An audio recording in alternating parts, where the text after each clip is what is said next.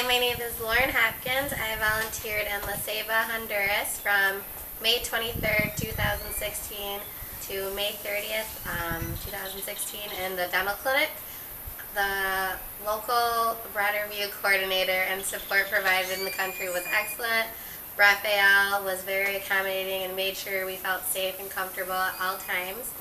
The most surprising thing I experienced at the program was the price of the dental services that they charged here versus in the United States.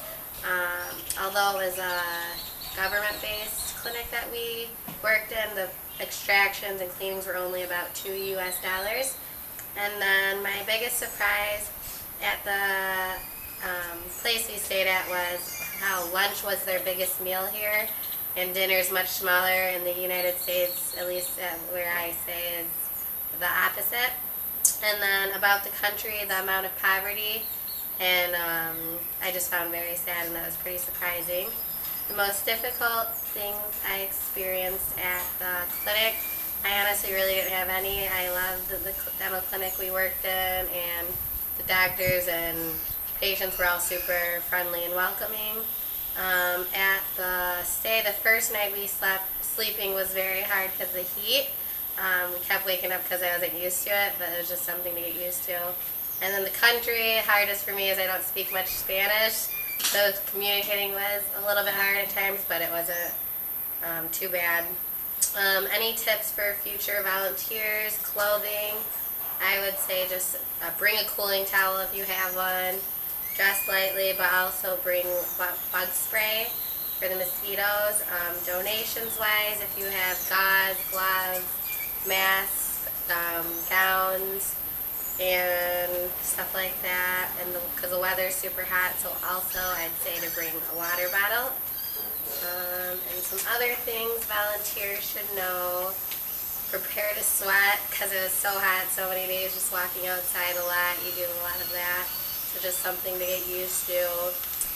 Be patient, because the people are more relaxed with time here, rather than like on the go like in the United States, so just something that you have to consider. And then make sure you go and explore the city and town if you can. We went whitewater rafting, and I saw a lot of beaches that were very pretty here. And overall I love this trip, and I'm glad I had the opportunity to do it. It not only opened my eyes to many things, but made me more grateful for things that we have in the U.S. and may take for granted. I'll definitely be doing another trip like this in the future. I would describe my accommodation, meals, and security as great. I never once felt unsafe here in La Ceiba. It was fun trying all the meals of the culture, and the food was amazing in Honduras.